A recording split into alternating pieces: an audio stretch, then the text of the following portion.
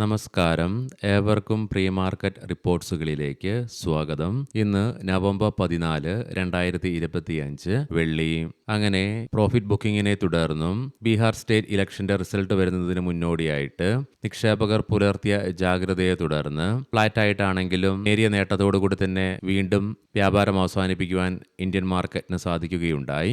എങ്കിലും വിദേശ ധനകാര്യ സ്ഥാപനങ്ങൾ ഇന്നലെയും ഇന്ത്യൻ ക്യാഷ് മാർക്കറ്റിൽ 383.68 കോടി രൂപയ്ക്ക് സെല്ലിംഗ് ആണ് തുടരുകയുണ്ടായത്. അതേസമയം ആഭ്യന്തര ധനകാര്യ സ്ഥാപനങ്ങൾ 3091.87 കോടി രൂപയ്ക്ക് ബൈയിങ്ങും തുടരുകയുണ്ടായി. ഇന്നത്തെ നമ്മുടെ മാർക്കറ്റിലേക്ക് സ്പെസിഫിക് ആയിട്ട് വന്നു കഴിയുമ്പോൾ അനലിസ്റ്റുകളുടെയും എക്സ്പേർട്ടുകളുടെയൊക്കെ അഭിപ്രായ പ്രകാരം നിഫ്റ്റിക്ക് ഇനി മുന്നോട്ടൊരു പ്രയാണം സാധ്യമാകണമെങ്കിൽ 26,000 എന്ന ലെവൽ അതിശക്തമായി മറികടന്നുകൊണ്ട് ഈ ലെവലിന് മുകളിലായിട്ട് നിലനിൽക്കേണ്ടതായിട്ടുണ്ട്. തുടർന്ന് 26,100, 26,200 എന്നീ ലെവലുകൾ ഭേദിച്ചുകൊണ്ട് ഇവയുടെ മുകളിലായിട്ട് നിലനിന്നെങ്കിൽ മാത്രമേ നിലവിലെ റെക്കോർഡ് ഹൈ ഭേദിച്ചുകൊണ്ട് മുന്നോട്ടൊരു പ്രയാണം സാധ്യമാവുകയുള്ളൂ. അതേസമയം ഇന്ന് നിഫ്റ്റിയിൽ ഒരു ഫോൾ ഉണ്ടാവുകയാണെങ്കിൽ 25,800 എന്ന ലെവൽ ഇമ്മീഡിയറ്റ് സപ്പോർട്ടായിട്ട് മാറിയേക്കാം. തുടർന്ന് 25,700 എന്ന ലെവൽ നെക്സ്റ്റ് സപ്പോർട്ടും. എന്നാൽ അതേസമയം 25,600 എന്ന ലെവൽ നിഫ്റ്റി ബ്രേക്ക് ചെയ്യുകയാണെങ്കിൽ സെല്ലിംഗ് പ്രഷറും അനുഭവപ്പെട്ടേക്കാം. പ്രത്യേകം ശ്രദ്ധിക്കുക, ഇതൊക്കെ അനലിസ്റ്റുകളുടെ എക്സ്പേർട്ടുകളുടെ അഭിപ്രായങ്ങൾ മാത്രമാണ്, ട്രേഡ് റെക്കമെൻഡേഷൻ അല്ല. എഡ്യൂക്കേഷൻ പർപ്പസിന് വേണ്ടിയിട്ട് മാത്രമാണ് ഈ ലെവലുകൾ വിശദീകരിക്കുകയും ഉണ്ടായത്. കൂടാതെ ഇന്ന് ബീഹാറിന്റെ സ്റ്റേറ്റ് ഇലക്ഷന്റെ റിസൾട്ടുകൾ വരുന്നത് കൊണ്ട് തന്നെ റിസൾട്ടിൽ എന്തെങ്കിലും സർപ്രൈസ് ഉണ്ടെങ്കിൽ അതിന്ന് മാർക്കറ്റിനെ സാരമായി തന്നെ ബാധിക്കുമെന്നുള്ളതിനാൽ തന്നെ ട്രേഡേഴ്സൊക്കെ ജാഗ്രത പുലർത്തേണ്ടതായിട്ടുണ്ട്. ഇന്നത്തെ പ്രധാനപ്പെട്ട ഗ്ലോബൽ ഇവന്റുകളിൽ രാവിലെ നമ്മുടെ മാർക്കറ്റ് ഓപ്പൺ ആകുന്നതിന് മുന്നേ 7:30 ചൈനയിൽ നിന്നും ഒക്ടോബർ മാസത്തെ റീറ്റെയിൽ സെയിൽസ് ഡാറ്റ റിലീസ് ചെയ്യപ്പെടും. കൂടാതെ ഒക്ടോബർ മാസത്തെ ഇൻഡസ്ട്രിയൽ പ്രൊഡക്ഷൻ ഡാറ്റയും റിലീസിനൊരുങ്ങുന്നുണ്ട്.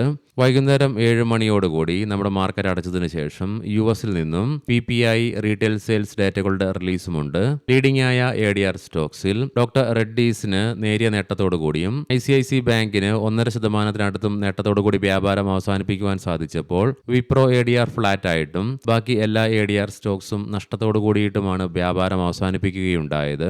ഇനി നമുക്ക് ഗ്ലോബൽ മാർക്കറ്റുകൾ പരിശോധിക്കാം. ടെക്നോളജി സ്റ്റോക്സുകളിലും AI സ്റ്റോക്സുകളിലും ഉടലെടുത്ത അതിശക്തമായ സെല്ലിങ്ങിനെ തുടർന്നും മാത്രമല്ല നിലവിൽ US സ്റ്റോക്കുകളിലെ ഓവർ വാല്യുവേഷൻസിലുണ്ടായ കൺസേൺസ് മൂലവും അതുകൂടാതെ നിലവിൽ USലെ ട്രഷറി ഈൽഡ്സ് ഉയർന്നതിനെ തുടർന്നും ഇതിനെല്ലാം പുറമെ നിലവിൽ US നിന്നും പ്രസിദ്ധീകരിക്കേണ്ടിയിരുന്ന പല ഇക്കണോമിക് ഡാറ്റയും റിലീസ് ചെയ്തിട്ടില്ല.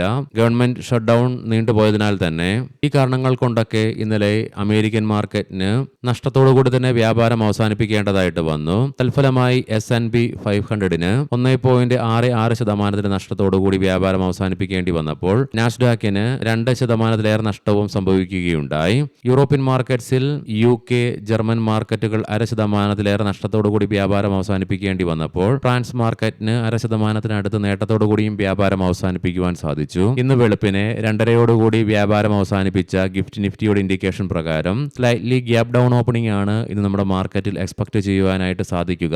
എന്നിരുന്നാൽ കൂടിയിട്ടും ഇന്ന് രാവിലെ 8 ബീഹാർ സ്റ്റേറ്റ് ഇലക്ഷന്റെ വോട്ട് കൗണ്ടിംഗ് തുടങ്ങുമെന്നുള്ളതിനാൽ തന്നെ ഇന്നത്തെ നമ്മുടെ മാർക്കറ്റിന്റെ ഓപ്പണിംഗ് കണ്ടു തന്നെ അറിയേണ്ടിയിരിക്കുന്നു.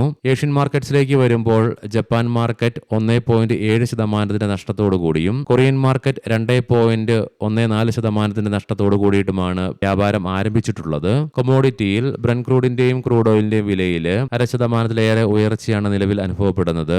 ഗോൾഡിന്റെ വില ഇന്നലെ നമ്മുടെ മാർക്കറ്റ് അടച്ചതിന് ശേഷം നേരിയ തോതിൽ ഇടിഞ്ഞെങ്കിൽ കൂടിയിട്ടും നിലവിൽ $4,188.54 എന്ന നിലയിലാണ് വ്യാപാരം തുടർന്നുകൊണ്ടിരിക്കുന്നത്. ഇനി നമുക്ക് സ്പെസിഫിക് ആയിട്ട് നിഫ്റ്റിയുടെയും ബാങ്ക് നിഫ്റ്റിയുടെയും ടെക്നിക്കൽസിലേക്ക് പ്രവേശിക്കാം. നിഫ്റ്റിയുടെ PCR 1.06 എന്ന നിലയിലും മാക്സ് പെയിൻ 25,900 എന്ന ലെവലിലുമായിട്ട് നിലകൊള്ളുന്നു. ഇന്നലെ നിഫ്റ്റിയിൽ നിന്നും ചോർന്നുപോയ 130 പോയിന്റുകളുടെ ഫലമായിട്ട് വോൾട്ടാലിറ്റിയെയും മാത്രമല്ല ബുൾസിന്റെയും ബിയേഴ്സിന്റെയും ഇടയിലുള്ള തീരുമാനമില്ലായ്മയും സൂചിപ്പിച്ചുകൊണ്ട് ഡോജി ലൈക്ക് ക്യാൻഡിൽ സ്റ്റിക് പാറ്റേണോട് കൂടിയിട്ടുള്ള ബെയറിഷ് ക്യാൻഡിലാണ് നിഫ്റ്റിയുടെ ഡെയിലി ചാർട്ട്സിൽ നിന്നും ദൃശ്യമാകുന്നത്.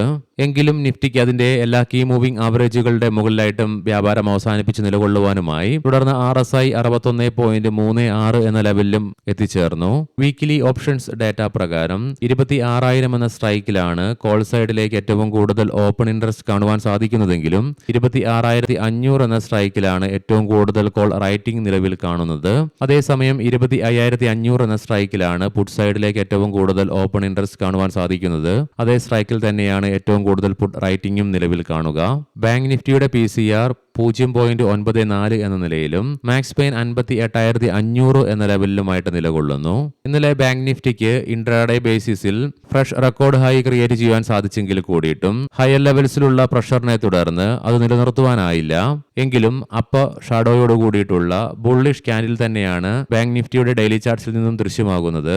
ബാങ്ക് നിഫ്റ്റിയും അതിന്റെ എല്ലാ കീ മൂവിംഗ് ആവറേജുകളുടെ മുകളിലായിട്ട് വ്യാപാരം അവസാനിപ്പിച്ച് നിലകൊള്ളുകയുമുണ്ടായി. RSI 65.61 എന്ന ലെവലിലേക്ക് എത്തിച്ചേർന്നു. മന്ത്ലി ഓപ്ഷൻസ് ഡാറ്റ പ്രകാരം 58,500 എന്ന സ്ട്രൈക്കിലാണ് കോൾ സൈഡിലേക്ക് ഏറ്റവും കൂടുതൽ ഓപ്പൺ ഇൻട്രസ്റ്റ് കാണുവാൻ സാധിക്കുന്നത്. അതേ സ്ട്രൈക്കിൽ തന്നെയാണ് ഏറ്റവും കൂടുതൽ കോൾ റൈറ്റിംഗും നിലവിൽ കാണുക.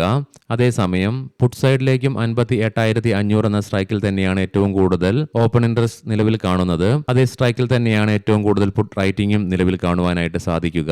ഇനി നമുക്ക് ഇന്നത്തെ പ്രധാനപ്പെട്ട സ്റ്റോക്കിംഗ് ന്യൂസുകൾ പരിശോധിക്കാം. മുൻകൂട്ടി ഓർമ്മിപ്പിച്ചുകൊള്ളട്ടെ, ഇത് ഒരു ബൈ ഓർ സെൽ റെക്കമെൻഡേഷൻ അല്ല. ടാഗിലിറ്റി CNBC TV8 റിപ്പോർട്ടുകൾ പ്രകാരം ഒരു പ്രൊമോട്ടർ 16.4% വരുന്ന സ്റ്റേക്കുകൾ കമ്പനിയിൽ നിന്നും 46.4 രൂപ പെർ ഷെയർ എന്ന നിലയിൽ ബ്ലോക്ക് ഡീൽ വഴി വിറ്റഴിച്ചേക്കാമെന്നുള്ള റിപ്പോർട്ടുകൾ വരുന്നുണ്ട്. NBCC ഇന്ത്യ കാശ്മീരിലെ സെൻട്രൽ യൂണിവേഴ്സിറ്റിയുടെ കൺസ്ട്രക്ഷനുമായി ബന്ധപ്പെട്ട് 340 കോടി രൂപയുടെ പുതിയ ഓർഡർ കമ്പനിക്ക് ലഭിച്ചു. സൂരജ് എസ്റ്റേറ്റ് ഡെവലപ്പേഴ്സ് 2.09 ലക്ഷം സ്ക്വയർ ഫീറ്റ് കാർപ്പറ്റ് ഏരിയ വരുന്ന, മാത്രമല്ല 1,200 കോടി രൂപ എസ്റ്റിമേറ്റഡ് ഗ്രോസ് ഡെവലപ്മെന്റ് വാല്യൂ വരുന്ന പുതിയ കൊമേഴ്ഷ്യൽ പ്രോജക്റ്റ് കമ്പനി ലോഞ്ച് ചെയ്യുകയുണ്ടായി. ഭാരത് ഡൈനാമിക്സ് മിനിസ്ട്രി ഓഫ് ഡിഫൻസിന്റെ ഭാഗത്ത് നിന്നും 2,095.70 കോടി രൂപയുടെ പുതിയ ഓർഡർ കമ്പനിക്ക് ലഭിച്ചു. ടാറ്റ മോട്ടോഴ്സ് കൊമേഴ്ഷ്യൽ വെഹിക്കിൾസ് പറയാൻ പോകുന്ന റിസൾട്ടുകളൊക്കെ quarter two year on year ബേസിസിലാണ്. കഴിഞ്ഞ വർഷം ഇതേ ക്വാർട്ടറിൽ 498 കോടി രൂപ പ്രോഫിറ്റ് റിപ്പോർട്ട് ചെയ്ത കമ്പനി ഇത്തവണ 867 കോടി രൂപയുടെ ലോസ് ആണ് റിപ്പോർട്ട് ചെയ്യുകയുണ്ടായത്. അതേസമയം റവന്യൂവില് 6% വർധനവും രേഖപ്പെടുത്തി.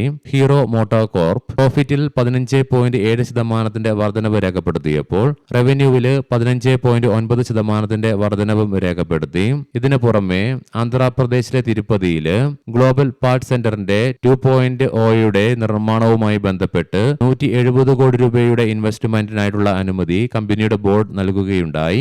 LG ഇലക്ട്രോണിക്സ് ഇന്ത്യ പ്രോഫിറ്റിൽ 27.3% ഇടിവ് രേഖപ്പെടുത്തിയപ്പോൾ റവന്യൂ 1% ഉയർച്ച രേഖപ്പെടുത്തി. ഏവർക്കും നല്ല ഒരു ട്രേഡിംഗ് ദിനം ആശംസിക്കുന്നു. വൈകുന്നേരം പോസ്റ്റ് മാർക്കറ്റ് റിപ്പോർട്ട്സുമായി കണ്ടുമുട്ടാം. നന്ദി, നമസ്കാരം.